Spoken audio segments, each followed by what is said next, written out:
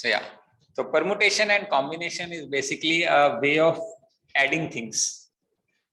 ये एक एडिशन का तरीका है। जैसे कि मान लो मैंने कहा 2 + 2 + 2 + 2 + 2 5 बार ऐड किया, तो rather than doing 2 + 2 4 + 2 6, I may want to do 2 into 5 and I would say 10, right? So multiplication is just a simplified version of addition. Similarly, you know, I mean addition का slightly advanced version है ताकि overall calculation simplify हो जाए। ऐसे ही permutation and combination are advanced version of counting. Basically हमें counting करने के काम में आता है। तो इसके अंदर बेसिकली दो रूल्स होते हैं। एक होता है, इसको बोलते हैं fundamental principles of counting. Fundamental, गंदा लिखा जा रहा है।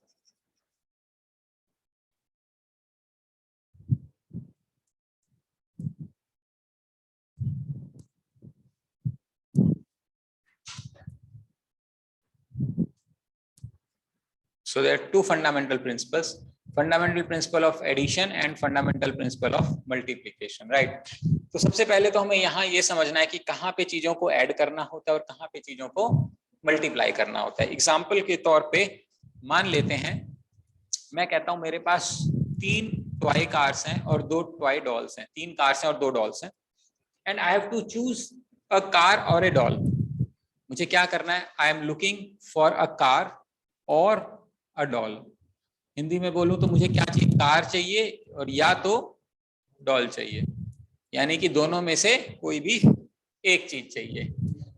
तो बताइए कितनी तरीके से हम ये ले सकते हैं? 5 तरीके से। पहली कार, दूसरी कार, तीसरी कार, डॉल 1 डॉल 2। या तो मैं ये उठाऊंगा एक तरीका, या ये उठाऊंगा ये दूसरा तरीका, ये उठाऊंगा तीसरा तरीका, या ये उठाऊंगा चौथा, या ये उठाऊंगा पांचवा, यानी कि एडिशन। कार उठाने के 3 तरीके, डॉल उठाने के 2 तरीके, दोनों में से एक काम करना है, तो मैं क्या बोलूंगा? और एडिशन हो गया। समझ में आ रही बात? ऐसे ही मान लो मुझे कार भी चाहिए एंड डॉल भी चाहिए। समझ में आ रहा है? तो उसका मतलब है कार भी चाहिए और डॉल भी, यानी दोनों चाहिए। बेसिकली मुझे दोनों काम करने हैं। तो कार उठाने के तो 3 तरीके हैं, पहली कार या दूसरी कार या तीसरी कार, और डॉल उठाने के 2 तरीके हैं। और क्या मुझे दोनों काम करने हैं? काम करना है दोनों। तो इन दोनों का प्रोडक्ट। तो आपको ये समझना है, जहां पर भी किसी भी एक्टिविटी में 2 या 2 से ज्यादा एक्टिविटी करनी है या 3 से ज्यादा एक्टिविटी करनी है, तो हम मल्टीप्लाई कर देंगे। तो जहां पे कई सारी एक्टिविटीज में से एक एक्टिविटी करनी है, तो हम वहां पे ऐड कर देंगे। समझ में आ रहा है? या तो हम उसको ऐड कर देंगे, या उसको, अगर एक ही एक्टिविटी चाहिए तो ऐड करेंगे, और सारी एक्टिविटी करनी है तो मल्टीप्लाई करेंगे। ये हमारा बेसिक रूल होता है इसका।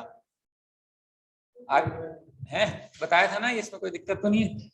मैंने क्वेश्चन है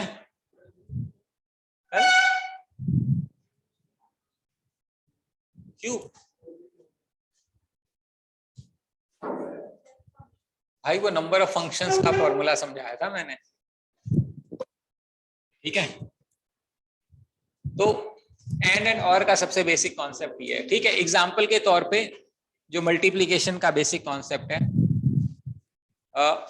मान लेते हैं एक सिंपल हमारा कमरा है, इसमें 20 डोर हैं और लेट्स से 15 विंडोज हैं। पूरा हवा महल है अपना, 20 दरवाजे, 15 खिड़कियां। क्वेश्चन ये, in how many ways can you enter through a door and exit through window? In how many ways can you enter through a door and exit through window? 300। अंदर आने के कितने तरीके? 20 तरीके। कैसे? या तो दरवाजा 1, दरवाजा 2, दरवाजा 3, दरवाजा 4, 20 दरवाजे। बाहर जाने के कितने तरीके? 15। क्या मुझे एक काम करना है, दोनों काम करने हैं? दोनों। तो क्या हो जाएगा? मल्टीप्लाई। अच्छा, in how many ways can I enter through a door and exit through another door? जिस दरवाजे से घुसा उससे वापस नहीं जाना, किसी और दरवाजे से वापस जाऊंगा, तो आंसर कितना होगा? है कैसे? 20 into 19। क्यों? अंदर जाने के तो 20 तरीके हैं, दरवाजा 1 और दरवाजा 2 और दरवाजा 3, लेकिन बाहर आने के 19 तरीके, क्योंकि जिस दरवाजे से मैं अंदर गया उससे बाहर नहीं आ सकता। तो बाहर आने के कितने तरीके हैं? 19 तरीके। In how many ways can I enter through a door and exit through same door? 20। अंदर जाने के तो 20 तरीके हैं और बाहर आने का सिर्फ एक ही तरीका है, 20 ways। आ रही बात समझ में? In how many ways can I enter through a door or a window and exit through another door or a window? In how many ways can I enter through a door or a window and exit through any other door or a window? 35 into 34। किसी भी दरवाजे या खिड़की से मैं अंदर जा सकता हूं, लेकिन जिस भी दरवाजे या खिड़की से अंदर गया हूं वहां से वापस नहीं आना है। तो जो एक से ही गया हूं, ऐसा तो नहीं आधा शरीर खिड़की से आधा दरवाजे से, ऐसा तो नहीं होगा। तो इसका मतलब कोई भी एक चीज यूज करी है। तो जब हम अंदर चले गए तो बाहर आने का कितना तरीका है? एक तरीका कम हो जाएगा, उसमें से कितना बनेगा? 34 वेज। आ रही बात समझ में? एंड और का कॉन्सेप्ट, जैसे एग्जाम में क्वेश्चन आता है कि भाई एक सिनेमा हॉल है, उसमें 4 एंट्रियां हैं, 5 exit, and how many ways can you enter the cinema hall and exit the cinema hall? क्या करोगे? मल्टीप्लाई करना है। एंट्री के 4 तरीके और एग्जिट के 5 तरीके, तो 4 5 जा 20। आ रही बात समझ में? इस तरीके से हम एंड और का कॉन्सेप्ट समझते हैं। उसी तरीके से मान लो 2-3 चीजें और एंड और में। मान लेते हैं मेरे पास 3 अल्फाबेट है ABC, इनको इस्तेमाल करके मैं कितने शब्द बना सकता हूं? ABC अल्फाबेट को इस्तेमाल करके कितने वर्ड्स बना सकता हूं? 9। जब हम 9 की बात कर रहे हैं तो इसका मतलब रिपीटिशन अलाउड है, because this place can be occupied in 3 ways, this can be occupied in 3 ways and this can be occupied in 3 ways। क्या करूं? ऐड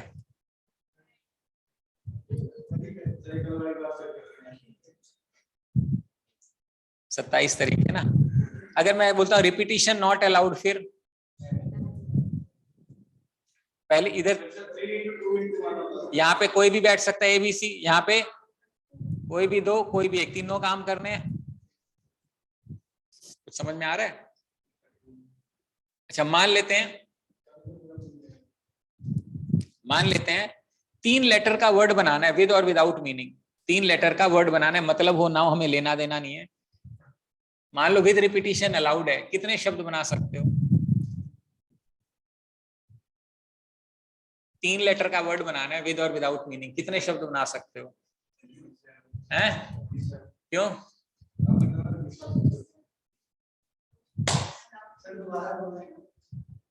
तीन लेटर का वर्ड बनाना है, कितने वर्ड बना सकते हो विद रिपीटिशन?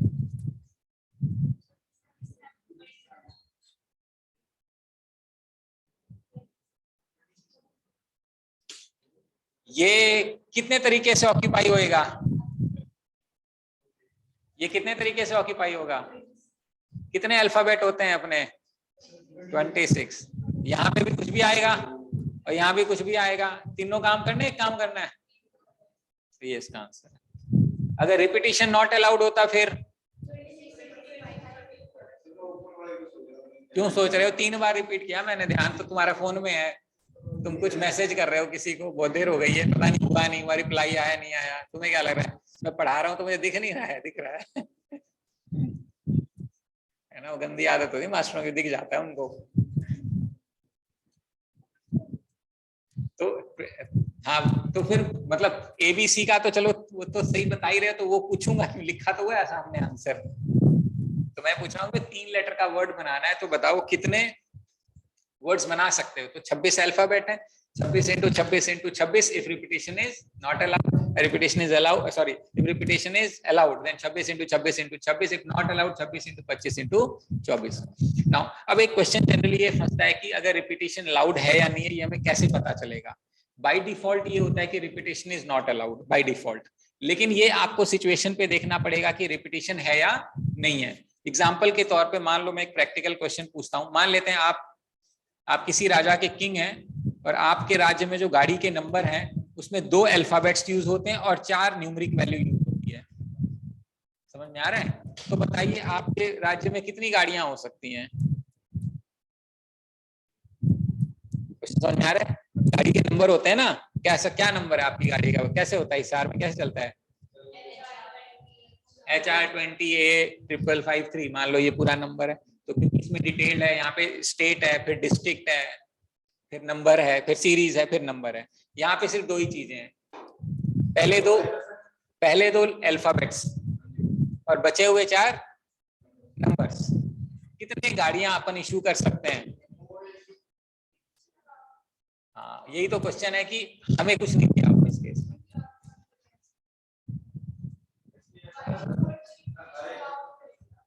बाय डिफॉल्ट नहीं करेंगे, लेकिन अपना दिमाग लगाना है कि कहाँ करना है कहाँ नहीं करना है।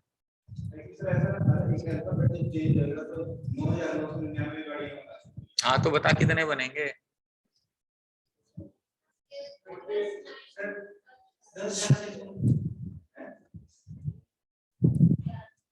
26 गुना 26 गुना 10 गुना 10 गुना 10, 4 तो लगा कम से कम ना, ये गलत है भाई।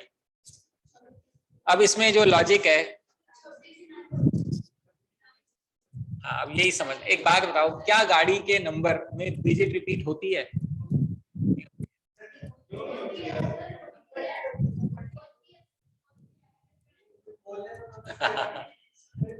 हाँ बोलो बोलो चलो। हाँ होते हैं, अल्फाबेट भी चेंज होते हैं, चेंज तो होते हैं, लेकिन क्या रिपीट हो सकते हैं, मैं पूछ रहा हूँ।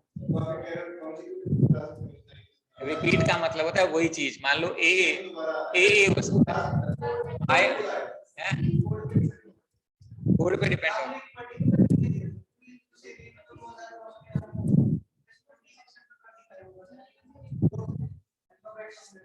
वो दो अल्फाबेट क्या सेम हो सकते हैं? एक क्वेश्चन तो यही है, क्या होते हैं मतलब नंबर में। अब रिपीटिशन अलाउड होना चाहिए, नॉट अलाउड होना चाहिए, मेरा क्वेश्चन अलाउड होएगा इसमें, क्योंकि नंबर तो रिपीटेड होते हैं या नहीं होते हैं। 500 मेरी गाड़ी देख लो, 5553 555 नहीं रिपीट हो रहा है क्या? तो ये किसने कह दिया कि कोई गाड़ी के नंबर में रिपीटिशन नॉट अलाउड है? मैं जो तुम्हें समझा रहा हूँ यही कि जो क्वेश्चन को देख के ये समझना पड़ेगा रिपीटिशन लेना है नहीं लेना। मान लो मैंने कहा कि हमारे इंडिया में ना 10 डिजिट के फोन नंबर होते हैं, बताओ कितने फोन नंबर हो सकते हैं? हो सकता है ना क्वेश्चन, कुछ भी दिमाग लगाना पड़ेगा ना यहाँ पे। क्यों 9 into 9 into 9 ही होगा। पहली बात बस ये है कि पहला जो, अगर हमें ये कंफर्म है कि 10 ही डिजिट का नंबर लिखना है मान लो, तो पहला डिजिट तो 0 नहीं हो सकता ना, क्योंकि अगर पहला डिजिट आपने 0 कर दिया तो बचे हुए 9 डिजिट का नंबर हो जाएगा। तो पहला डिजिट जो है वो तो 9 तरीके से आएगा, बाकी सब चाहे रिपीट कर दो आप। हाँ 9 into 10 की पावर 9 अगर ऐसा है तो। लेकिन अब ये क्या सवाल बनेगा, क्या रिपीटिशन अलाउड है फोन नंबर में? हाँ, क्योंकि फोन नंबर में होता है रिपीटिशन। ऐसे ही क्या गाड़ी के नंबर में रिपीटिशन अलाउड है? हाँ अलाउड है, क्योंकि होता है ऐसा। यही मैं कह रहा हूँ लगाना है। तो पहला ये 26 तरीके से आएगा, ये भी 26 तरीके से आएगा, ये 10 9 अच्छा 9, ये 10, ये 10, ये मतलब 9 गलत है क्या?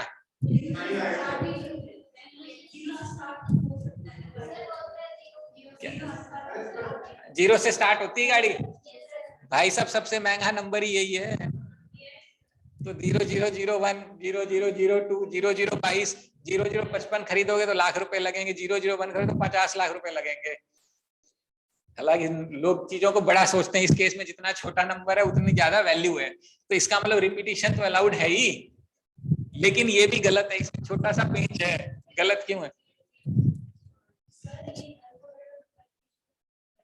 नहीं मल्टीप्लाई तो सारों में होगा, लेकिन फिर भी ये गलत है, मैं ये कह रहा हूं। क्योंकि 10 का मतलब है यहाँ एक पॉसिबिलिटी, ये 0 ये 0 ये 0 ये 0, ये गाड़ी का नंबर नहीं होता किसी भी गाड़ी। तो माइनस में क्या करूं? 1, ये भी गलत है।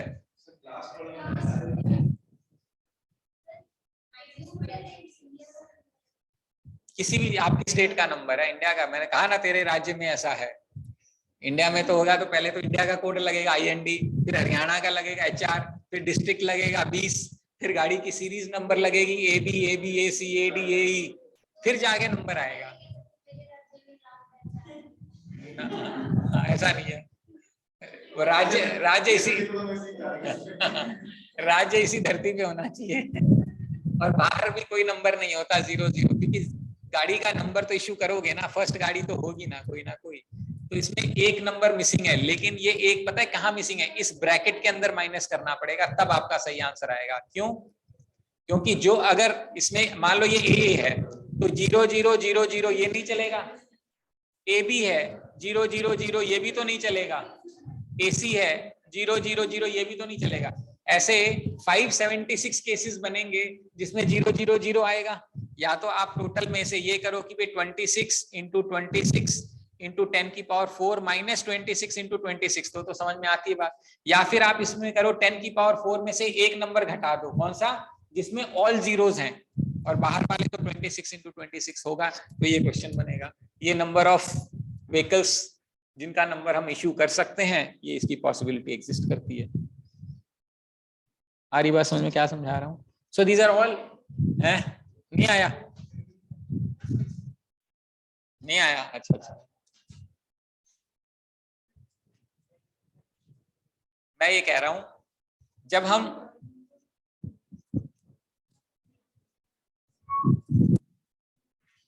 अगर मेरे को 4 डिजिट का नंबर बनाना है,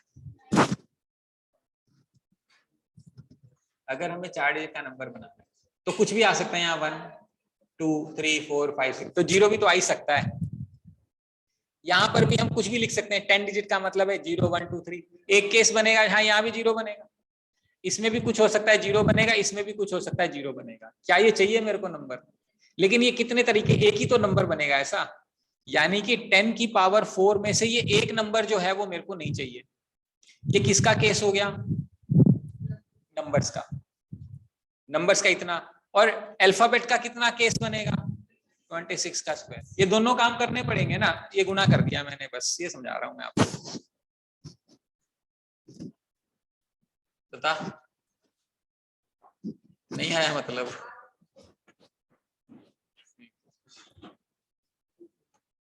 सोच रही है हाँ बोलूं या ना बोलूं। उसने बोला आ गया। मैं तो समझ गया नहीं आया, बेचारी धगटे से कह रही है कि सर को दोबारा तिबारा समझाना पड़ेगा, मैं देख लूंगी। ये सब कुछ इसके दिमाग में 1 सेकंड में चल गया, है ना। बेसिकली क्या है कि मैं ये समझा रहा हूँ कि ओवरऑल -1 नहीं कर सकते, क्योंकि एग्जाम्पल के तौर पे मान लेते हैं ये मेरा ए है, ए के बाद ये एक पॉसिबिलिटी तो ये बनेगी ना, ये नहीं चाहिए। ये भी तो हो सकता है मेरे पास ए बी हो और फिर ये 0 0 0 आ जाए, ये भी तो नहीं चलेगा। ये भी हो सकता है मेरे पास ए सी हो और 0 0 0 नहीं चलेगा। ऐसे ये हो सकता है मेरे पास बी ए हो और ये 0 नहीं चलेगा। इसका मतलब ये है कि जितने भी पॉसिबिलिटीज इन दोनों के साथ बनेगी वो सारे के सारे नहीं चलेंगे। और इसकी पॉसिबिलिटी 26 और इसकी पॉसिबिलिटी 26, यानी 26 इंटू 26 नहीं चलेंगे, बाकी सारे चलेंगे। तो बनेंगे कितने? 26 into 26 into 10 into 10 into 10 into 10, ये चलेंगे, ये सारे हैं। इसमें से मेरे पास ये वाले नहीं चलेंगे, तो -26 इंटू 26 ये कर दो, एक तरीका समझने का है।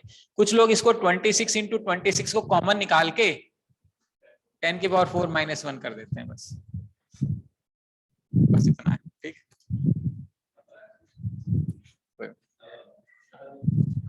आ गया भाई, अब आ गया तो धक्का मत करो, भूल जाएगी फिर। ठीक है, तो ये फंडामेंटल प्रिंसिपल ऑफ काउंटिंग की एप्लीकेशन है। ऐसे एक और क्वेश्चन है पैलिंड्रोम्स के ऊपर, कैट का क्वेश्चन आया हुआ है। What is palindrome? Left reading right reading same होनी चाहिए, जैसे कि मैडम MADAM, MADM ऐसे पढ़ो, MADM ऐसे पढ़ो, बात बराबर ही है। जैसे 121 ऐसे पढ़ो या 121 ऐसे पढ़ो, बात बराबर ही है। इसको हम पैलिंड्रोम्स बोलते हैं। तो क्वेश्चन ये है कि how many 6 digit even palindromes can be form?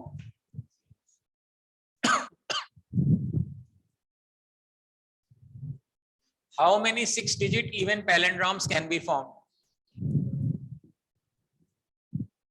अब यहाँ पे इवन पैलिंड्रोम्स का मतलब ये है कि जो नंबर है ना वो इवन है, जो नंबर बनेगा वो इवन नंबर बनेगा। और कितने डिजिट का नंबर बनाना है अपने को?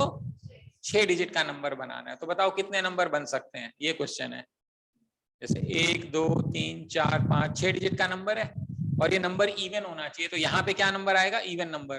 तो ऐसे कितने नंबर बनाए जा सकते हैं? ये एक इंटरेस्टिंग क्वेश्चन है, FPC पे बेस्ड, वो बताओ।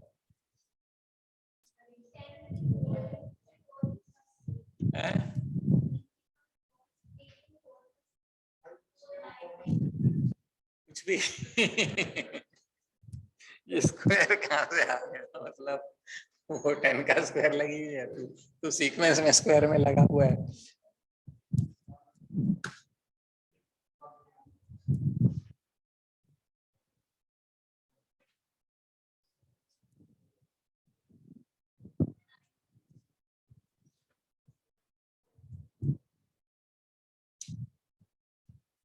(900 into 2 divided by 2 divided by 2 minus 50, ये आंसर है। अब नहीं सुना तो भूल जाओ, निकाल लो।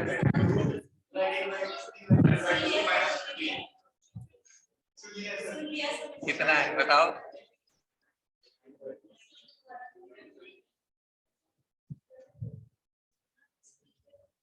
निकाल लो, आंसर तो निकल ही जाएगा जब सुना है तो डिपेंड करो। अच्छा है, तो उन्होंने बोला था अभी, इनको याद है? बता, आंसर बता ना, क्या किया है? 50 नहीं 50, 50।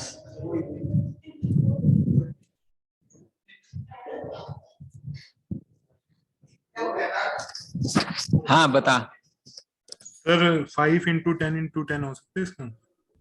काफी हद तक ठीक है, बस एक ही छोटी सी मिस्टेक है तेरी, वैसे तो सही है, सोच तो सही रहा है, बट एक गलती है इसमें।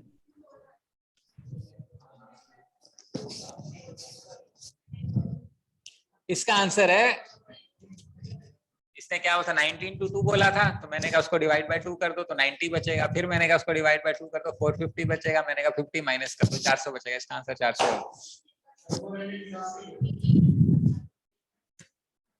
क्यों 5 होते हैं भाई इवन नंबर? अच्छा, फिर अच्छा आगे देखो। हाँ सर वो 0 से स्टार्टिंग वाले हटा देंगे। बिल्कुल, वो नहीं आएगा ना। 4 into 10 into 10 होगा, ठीक है। देखो अब इवन चाहिए तो यहाँ पे हम 0 लिख सकते हैं, 2 लिख सकते हैं, 4, 6 और 8 है ना, लेकिन जो नंबर यहाँ लिखेंगे वही नंबर यहाँ आना चाहिए, तभी तो पैलिंड्रोम बनेगा। लेकिन अगर हमने यहाँ 0 लिख दिया तो यहाँ भी 0 लिखना पड़ेगा, तो कितने डिजिट का नंबर बन जाएगा? 5।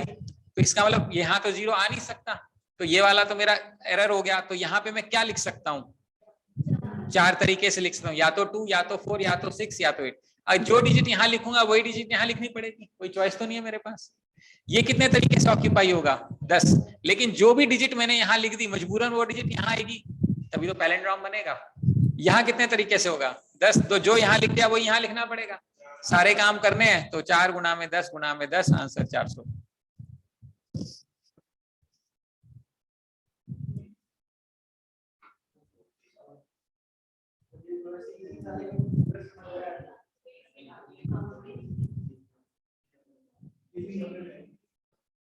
इसने मुझे बताया था 500, तो मैं समझ गया इसने क्या गलती कर दी, बाकी तो सही सोच। ऑनलाइन उसने 5 इवन डिजिट्स ले लिए तो 5 कर दिया, बोले 10 10 है, वहां तो कांस्टेंट है, ठीक है, लेकिन फंसेगा 0 के चक्कर में बस। ठीक है, चलो एक आधा क्वेश्चन और पूछ लेता हूं, ताकि मान लेते हैं 2 3 5 7।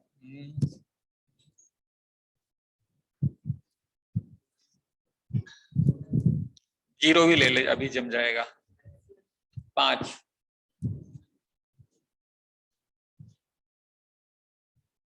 How many 5-digit numbers can be formed which are divisible by 25? ये क्वेश्चन है।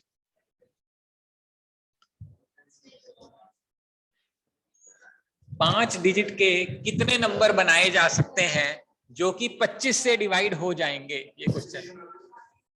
हाँ, 2 केस है, रिपीटेशन नॉट अलाउड इस केस में है? ऐसा तो कम ही होगा, इससे गड़बड़ है कुछ तो। 1 में तो आंसर नहीं आएगा, मुझे पता है। 1000 कैसे कर रहे हो? 25 का डिविजिबिलिटी रूल बता दे पहले तो, ये बता है?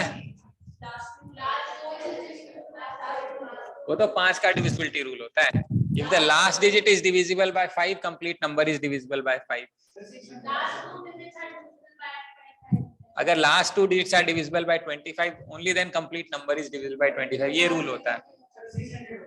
600, चलो देखते हैं। अगर लास्ट में 50 आ गया मान लेते हैं, तो 1 2 3 5 में से 2 डिजिट पे इस्तेमाल हो गए, तो ये कितने तरीके से यूज हो सकता है? 3 तरीके से, ये 2 तरीके से, 1 तरीके से। कितने तरीके हो गए? 6 नंबर बनेंगे जिसमें आखिरी में 50 है जो कि डिविजिबल हो गया। और कौन सा नंबर हो सकता है जो डिविजिबल होगा?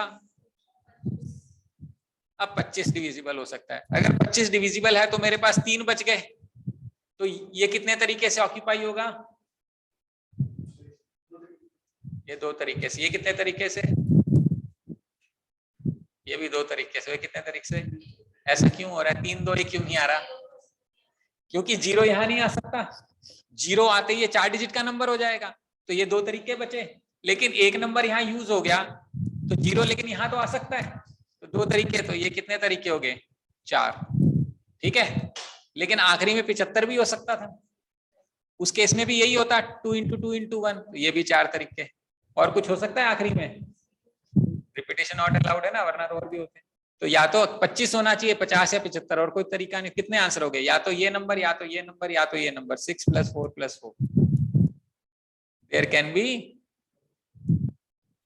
14 numbers which 14 5-digit number which are divisible by 25.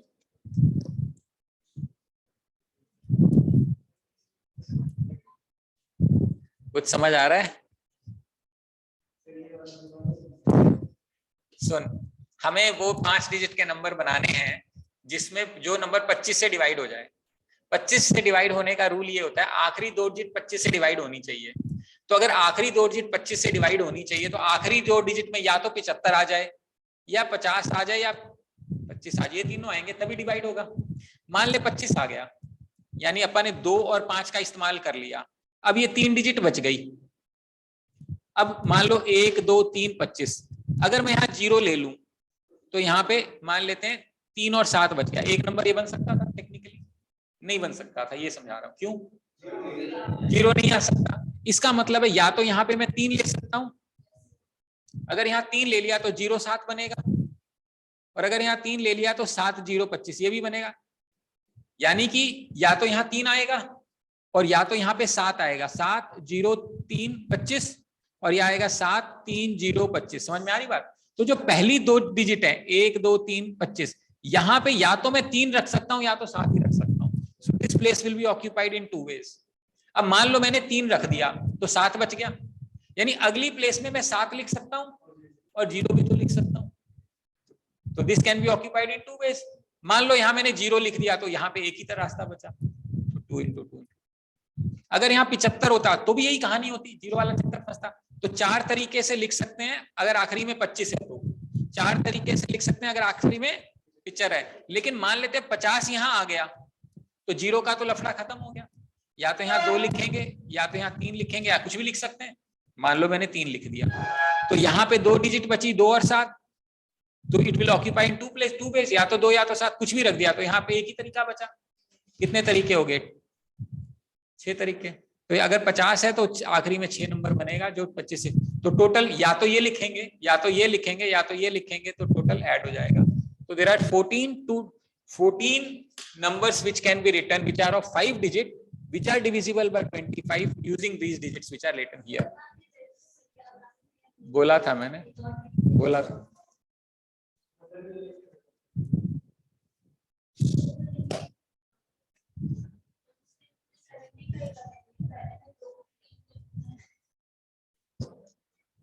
फिर और बनाना पड़ेगा इसका जुगाड़।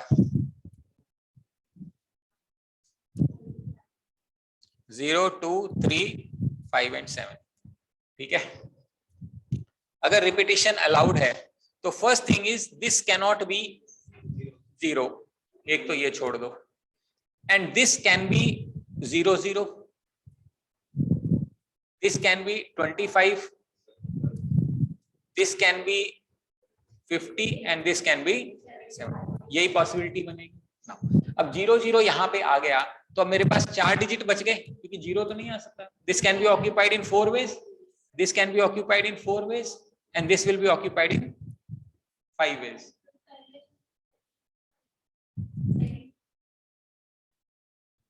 समझ में आ रहा है? 5 5 जो काम इसके लिए हो रहा है सबके लिए सेम काम होना है। ये भी 4 तरीके से, 5 5, ये 4, ये 5, ये 5, ये 4, ये 5, ये 5, यही तरीके हो सकते हैं। तो दिस और दिस और दिस और दिस, यही केस बनेगा। 5 5 या 25 into 4 100। तो 0 0 के केस में 100, 25 के केस में 100, इसके केस में 100, इसके केस में 100। तो 400 नंबर ऐसे बन सकते हैं जो कि 25 से डिविजिबल है, 5 डिजिट के नंबर है, रिपीटेड अलाउड है। उसका ये तरीका बनेगा। क्लियर है? यहाँ तक बात समझ में आ रही है? ठीक। अभी हम थोड़ा और देखते हैं फंडामेंटल काउंटिंग ऑफ प्रिंसिपल पे, फिर आएंगे पीएनसी पे। अब मान लेते हैं 3 कुर्सियां हैं, 3 लोग हैं, कितने तरीके से बैठ सकते हैं? 3 कुर्सी 3 लोग, और एक के ऊपर एक बैठोगे, मतलब जैसे बस में बैठते हैं ऐसे टेढ़े होके, ऐसे है? पहली 3 लोग हैं, 3 कुर्सी हैं, पहली कुर्सी पे कितने लोग बैठ सकते हैं? 3। दूसरी पे 2 ही बैठेंगे, और इस पे अभी बताएगा नहीं कि नहीं तुम तो बोलो ना तो मेरा दोस्त है भाई, तू तो ऊपर ही बैठेगा मेरे, फिर ऐसा लफड़ा नहीं है। मतलब लॉजिकली जो भी कंसिस्टेंट है हमें वही मानना है। समझ में आ रहा है? ऐसे ही मतलब 4 कुर्सी होती और 3 लोग होते तो C1 C2 C3।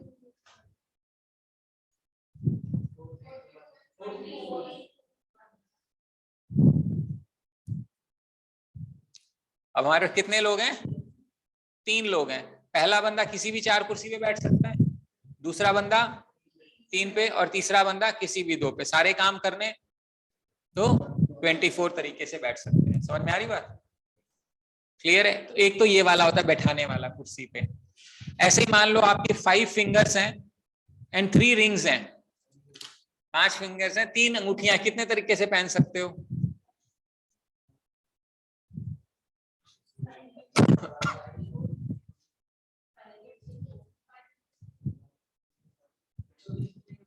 है?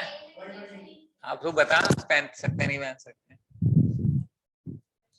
पहन करना ना। तो फिर कितने तरीके से, फिर कितने तरीके से हुआ? अगर फैशन मारना है अपने को, फिर कितने हुए? अरे फैशन मारना है भाई।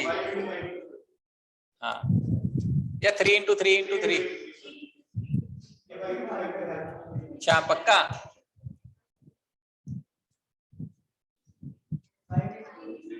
अच्छा ये बताओ, अगर मैं ये बोलूं कि 3 उंगली, 3 रिंग रखी है, उसमें उंगली डालनी है, कितने तरीके से डाल सकते हो?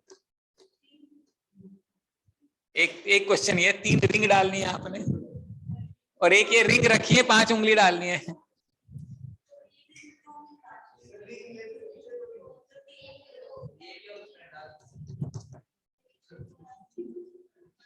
एक ही बात है, तुम रिंग पहनो या रिंग तुम्हें पहने, बात थोड़ी ना, फर्क पड़ जाएगा। ओके, अब इसको ऐसे समझो, हमारे पास 5 उंगलियां हैं, 3 रिंग है। पहली रिंग कितने तरीके से पहन सकते हो? पहली एक रिंग है मान ले, फिर तेरे यार हाथ है, एक अंगूठी आ गई, कैसे कैसे पहन सकता है? इसमें डालेगा या इसमें? तो पहली अंगूठी के पास कितने रास्ते हैं? 5। अब दूसरी के पास, उसके पास भी 5 है, और तीसरे वाले के भी 5 है। तीनों काम करना है।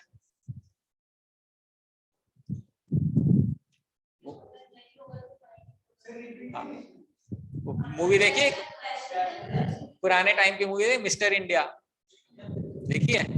मोगैम्बो खुश हुआ, अंगूठी ऐसे खूब सारी। तो आपको ये समझना पड़ेगा कि कहाँ पे लॉजिक है, ऐसा इसमें आएगा, प्रॉब्लम आएगी, क्या लेना है। तो जो लॉजिकल कंसिस्टेंट है हमें उसको ज्यूम करना पड़ेगा, और हम उसको ऐसे इस तरीके से सॉल्व करना पड़ेगा। आ रही बात समझ में? तो इस टाइप से मैं मान लो 2 पॉकेट है, 3 कंचे हैं, कितने तरीके से रख सकते हो जेब में? कंचे, हाँ 3 3। नहीं, कैसे?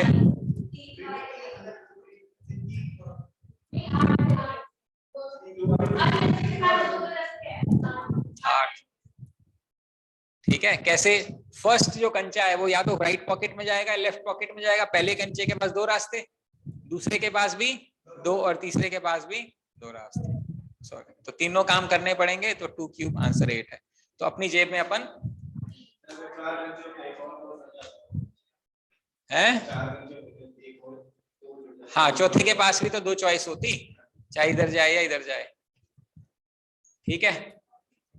तो ये वाले क्वेश्चंस बनते हैं। यहां तक बात समझ में आ रही है?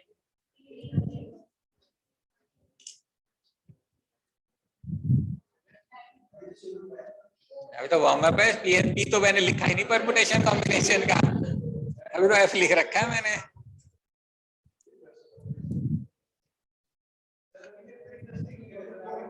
इंटरेस्टिंग है, चिंता ना करो, जबरदस्त है।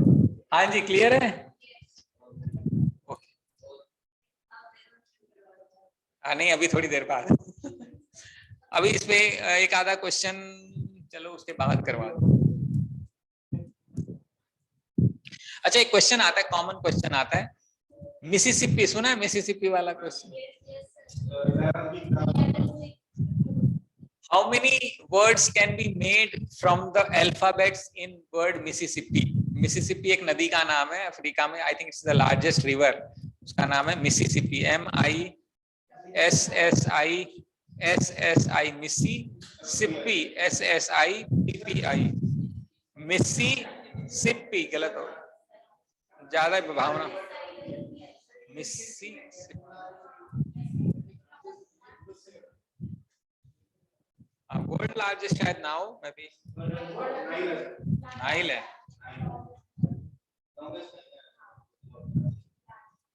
तो Mississippi is a name of a river in US. अब इसमें कितने अल्फाबेट्स हैं?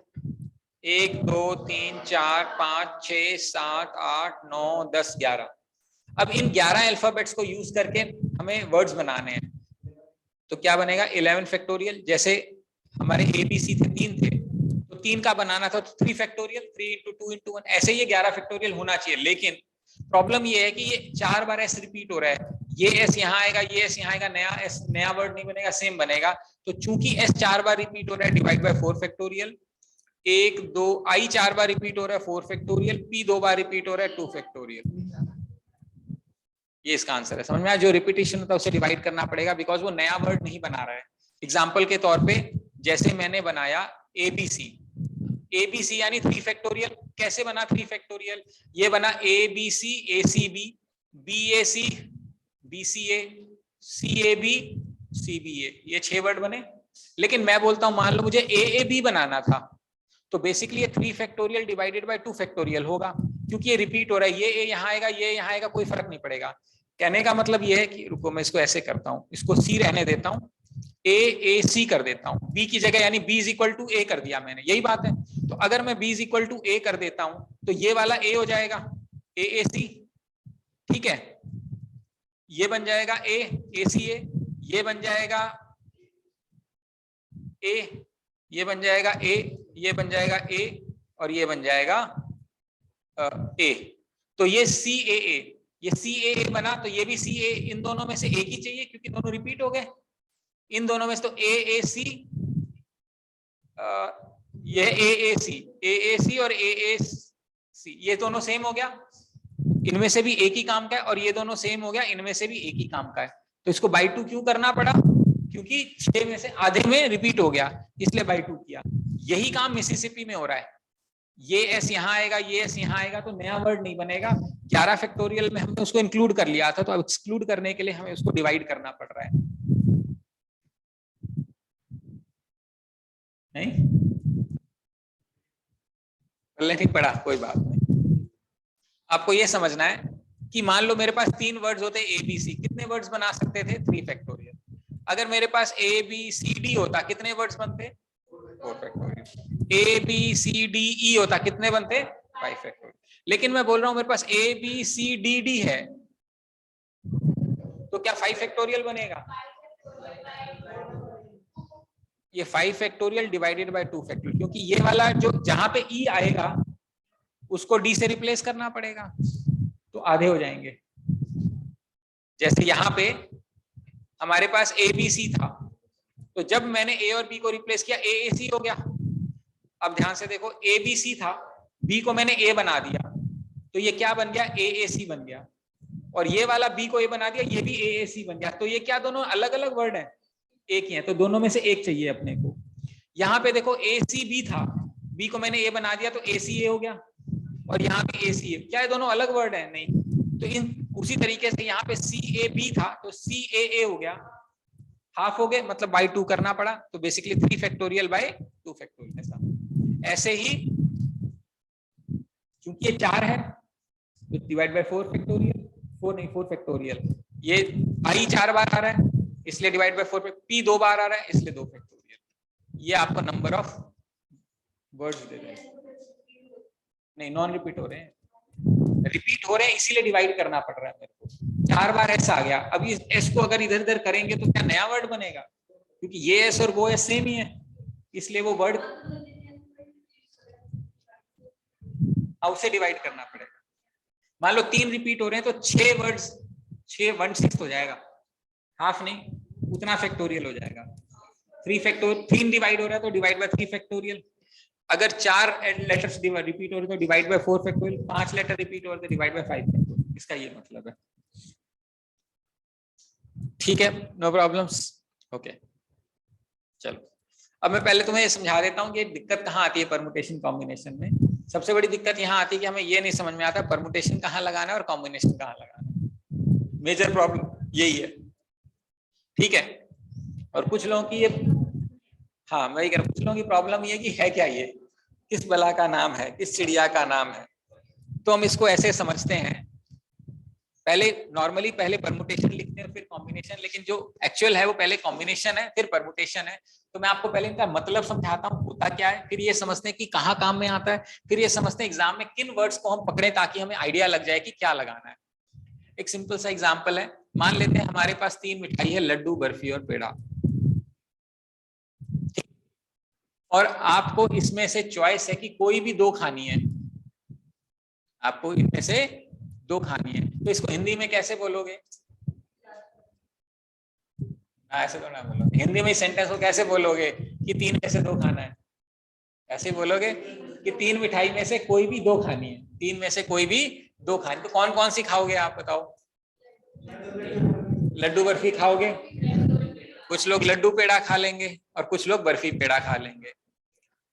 बेसिकली हम क्या कर रहे हैं, हम 3 आइटम्स में से चूज कर रहे हैं 2 आइटम को, 3 आइटम्स में से सी यानी चूज कर रहे हैं 2 आइटम।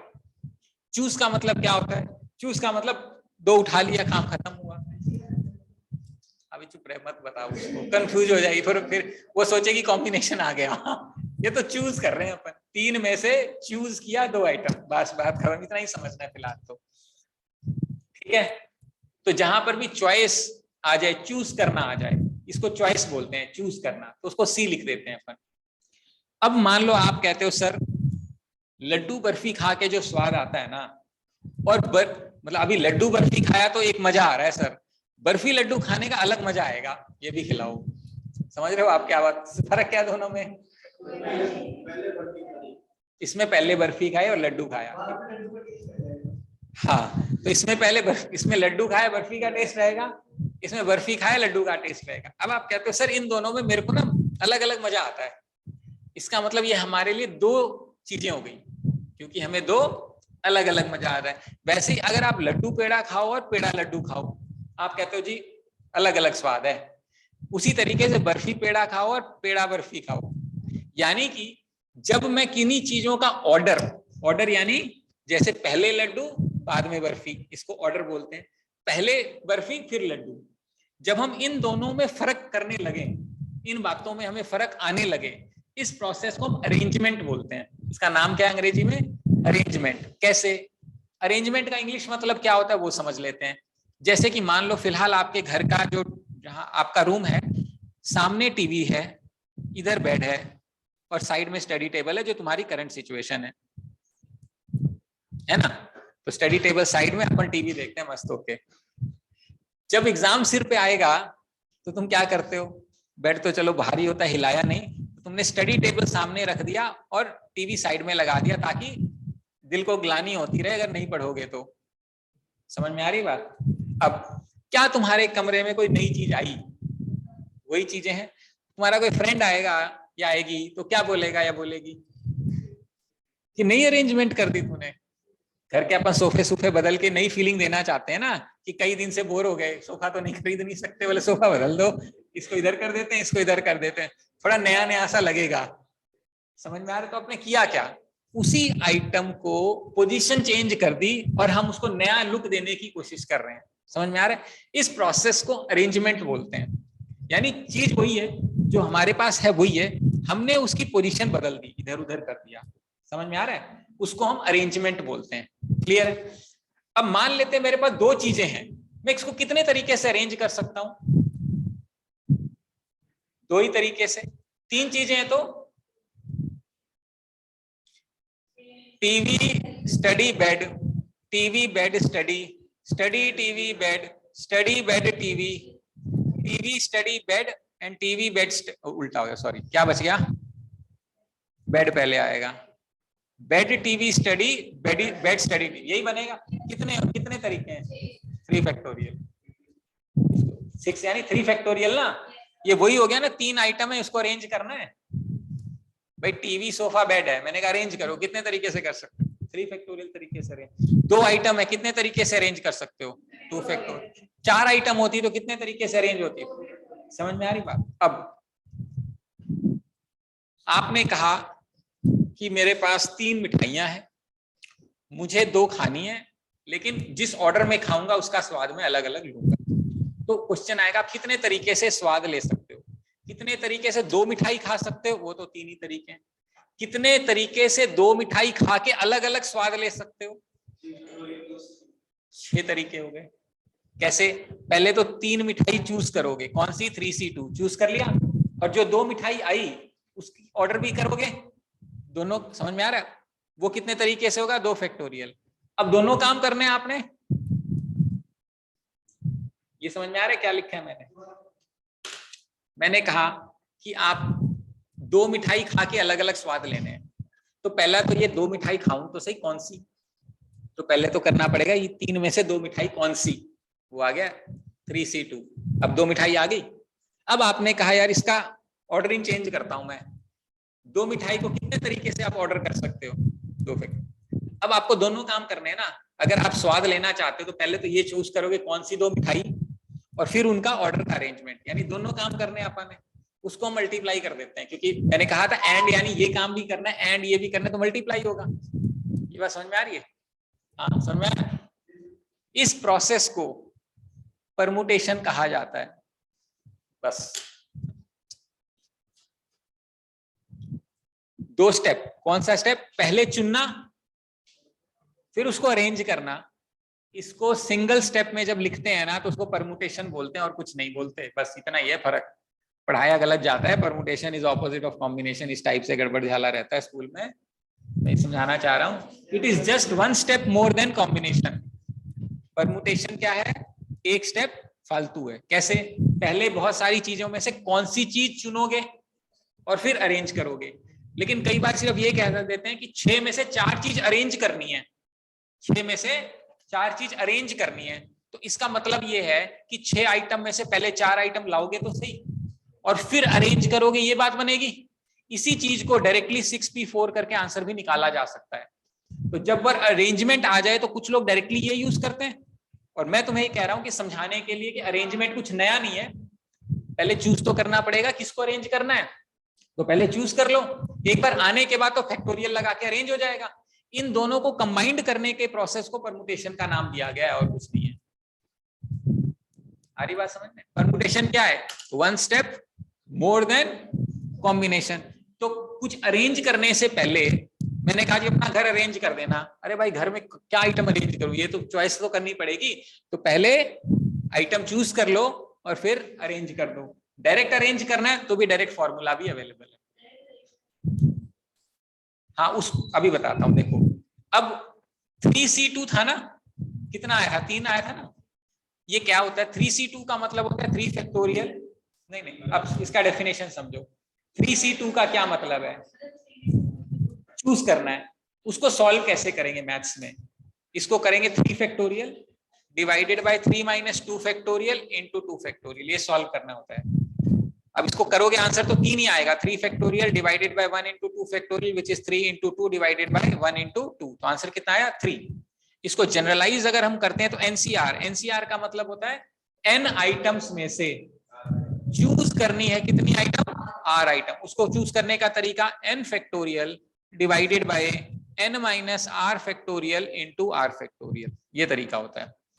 एनसीआर मतलब एन में से चूज करना है कितनों को, आर को। तो उसका सॉल्व करने का तरीका क्या है, n factorial divided by n minus r factorial into r factorial.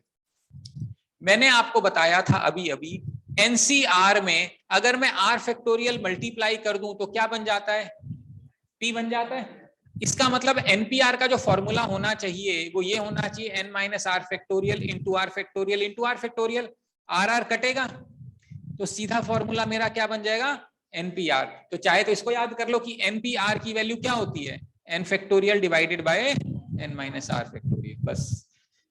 ये रिजल्ट भी होता है अपने आप में, जो कि बेसिक डेफिनेशन है एक्चुअली तो, बट कई लोग इसको रिजल्ट की तरह बोलते हैं, ये रिजल्ट है। रिजल्ट कुछ नहीं है, एनपीआर का मतलब ही यही होता है कि पहले आइटम चूज कर लो एंड फिर उसको अरेंज कर लो, बस ये मतलब है। अब ये 2 स्टेप में नहीं करना चाहते तो सीधा बच्चे एनपीआर कर देते हैं कि आर फैक्टोरियल तो कट ही जाएगा। समझ में आ रहा है? अब इसका डिफरेंस या क्वेश्चन क्या बनेगा, एग्जांपल के तौर पे मान लेते हैं अभी आईपीएल चल रहा है, एक टीम में 16 खिलाड़ी हैं, लेकिन मैच कितने खिलाड़ी खेलेंगे, 11। अब क्वेश्चन ये है हम अपनी टीम कितने तरीके से बना सकते हैं, 16C11, 16 खिलाड़ियों में से चूज करना है ज्यादा खिलाड़ी। अब आंसर निकालना होगा तो 16 factorial by 16 minus 11 factorial into, जो भी आंसर आएगा वो आप सॉल्व कर सकते हो, ठीक है। तो यहां तो हो गया चॉइस। मान लो इस केस में आपको कोई फर्क नहीं पड़ता, अगर आप प्लेइंग 11 में तो आपको कोई दर्द नहीं है क्योंकि आप मैच खेल रहे हो, लेकिन मैंने ये कहा कि जो खिलाड़ी का नाम पहले नंबर पे आएगा उसको 1 लाख मिलेंगे, जो दूसरे नंबर पे आएगा उसको 2 लाख मिलेंगे, जो चौथे नंबर पे आएगा उसको 4 लाख मिलेंगे और 11वें नंबर को 11 लाख मिलेंगे। अब क्या परेशानी होगी, आपको कब बुलाया गया दिक्कत होगी, आप सब लास्ट में आना चाहोगे। अब क्वेश्चन ये है पैसा कितने तरीके से बांटा जा सकता है, क्या करोगे, 16P11 या फिर ये भी कह सकते हो 16C11। पहले तो भैया 16 में से 11 को तो देना है, कौन से 11, तो 16C11 आ गए। अब इन 11 लोगों को कितने तरीके से बुला सकते हो आप, 11 फैक्टोरियल। कहने का मतलब मान लो बिठाना है अपने को, तो जो यहाँ बैठेगा 1 लाख, यहाँ बैठेगा 2 लाख, 3 लाख, ऐसे कितने तरीके से बैठ सकते हैं, 11 फैक्टोरियल। तो दोनों काम करने हैं, तो या तो आप ये करोगे कि 16C11 इंटू 11 फैक्टोरियल करोगे, या 16P। यहाँ पे फर्क क्यों पड़ रहा है तो वही 11 खिलाड़ी, लेकिन पहले कौन आएगा बाद में कौन आएगा, अरेंजमेंट, ऑर्डर से फर्क पड़ रहा है इसलिए अरेंजमेंट लगेगी इसमें। जहां ऑर्डर से फर्क नहीं पड़ेगा वहां अरेंजमेंट नहीं लगेगी, वहां सी लगेगा। तो जहां पर भी वर्ड अरेंज आ जाए, पोजिशनिंग आ जाए, बहुत ज्यादा चांस है कि वहां परम्यूटेशन लगेगा। जहां पे वर्ड चूज आ जाए, चॉइस आ जाए, सेलेक्ट आ जाए, वहां पे कॉम्बिनेशन लगेगा। एग्जाम्पल के तौर पे मान लेते हैं यहाँ पे अपनी क्लास में मान लेते हैं 8 बॉयज हैं और 6 गर्ल्स हैं। हमें एक कमेटी बनानी है जिसमें 3 बॉयज होने चाहिए और 2 गर्ल्स होनी चाहिए। डिसिप्लिन कमेटी बनानी है इस क्लास की। बताओ क्लास में ये कमेटी कितने तरीके से बन सकती है, क्वेश्चन हो सकता है। 8C3 6 मल्टीप्लाई करूं ऐड करूं, क्यों, दोनों चाहिए ना ग्रुप में, बॉयज भी चाहिए एंड गर्ल्स भी चाहिए। तो बॉयज कहां से आएंगे, बॉयज 8 बॉयज में से ही तो 3 बॉयज लोगे, या लड़कियों को कन्वर्ट करोगे, नहीं करोगे। 8 बॉयज में से 3 बॉयज चूज कर लोगे, यही बात है।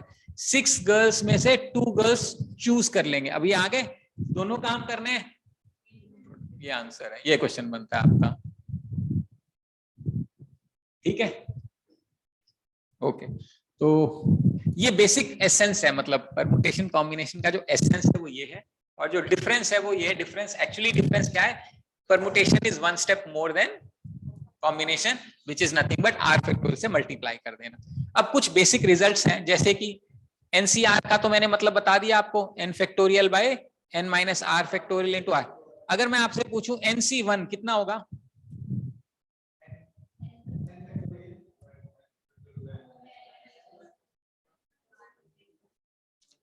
अब ये बनेगा n फैक्टोरियल को n फैक्टोरियल को n into n minus 1 factorial लिख दूं, यानी कि 6 फैक्टोरियल है, 6 को मैं 6 इंटू 5 फैक्टोरियल लिख सकता हूँ, नहीं लिख सकता हूँ।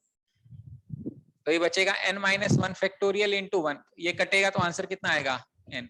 NC1 की वैल्यू n होती है, ऐसा फॉर्मूला दिया गया, रट्टा मारने की जरूरत नहीं है। मतलब मान लो 5 लोग हैं, एक बंदे को चुनना है, कितने तरीके से चुन सकता हूं?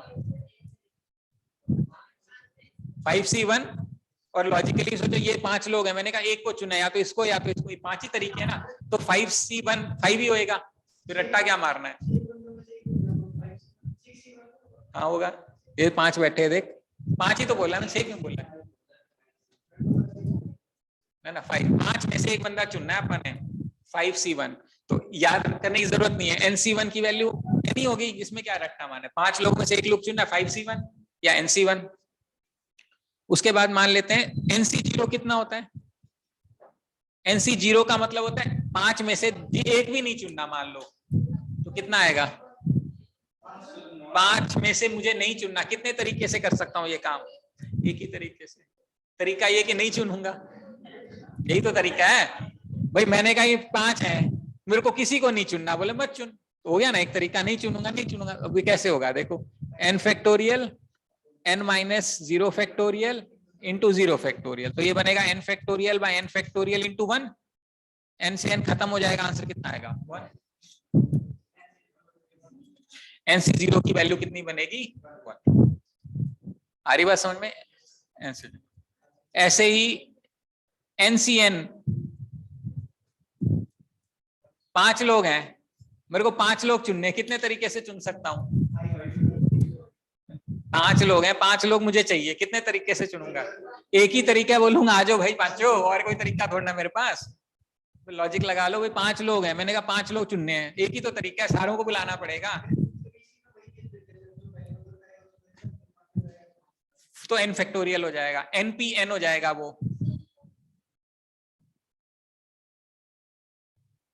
एक तरीका बना ना, नहीं look, n factorial by 0 factorial की वैल्यू 1 होती है बाय द वे, मतलब अगर चक्कर में बताऊं, 0 फैक्टोरियल की वैल्यू 1 होती है, और 1 फैक्टोरियल की वैल्यू भी 1 होती है, तो 1 is equal to 0 factorial which is equal to 1 factorial, so 0 factorial is equal to 1 factorial, तो फैक्टोरियल फैक्टोरियल काट दो, 0 इज इक्वल टू 1। क्या गलती बताओ? है ना, लेजेंडरी है ना, बट अपन काट नहीं सकते हैं। We cannot factorial, we cannot cancel. This function cannot be cancelled. That is what I am trying to teach. 0 factorial is 1 and 1 factorial is also 1. नहीं हो सकता। यूं तो पता है क्या होता है, देखो 0 इज इक्वल टू 0 होता है, इंटू 3 करेंगे तो कोई फर्क पड़ जाएगा, इंटू 4 करते कोई फर्क पड़ जाएगा, 0 0 काट दो, 4 इज इक्वल टू 0, क्या दिक्कत है बताओ? दिक्कत ये 0 0 नहीं कटता है, बस यही समझना है आपको, ठीक है? तो अभी है, अच्छा हो गया क्या?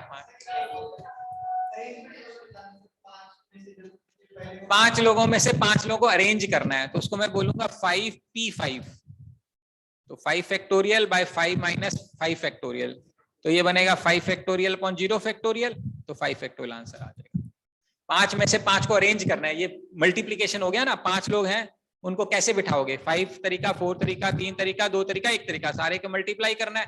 या तो इसको आप 5 फैक्टोरियल ऐसे समझ लो, या आप ये समझ लो कि 5 में से 5 लोगों को पहले लाना पड़ेगा और फिर उनको अरेंज करना पड़ेगा, या आप ऐसे समझ लो 5 लोगों को अरेंज करना पड़ेगा, बात सबकी बराबर ही पहुंचेगी 5 factorial.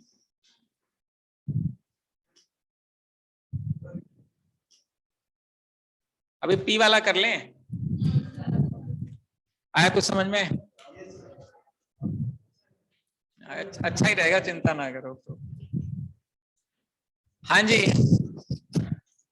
1356, any problem? No sir. ठीक है, एंड कर दूं फिर आज सेशन? ये सर चैप्टर हो गया है पढ़े अभी? अभी कहाँ, अभी तो मतलब वार्म अप है, अगले पूरा अगला क्लास लगेगी पूरी, पार्ट ऑफ चैप्टर हुआ, अभी तो बेसिक्स हुए। Okay sir. ठीक है, कल क्लास है या नहीं है?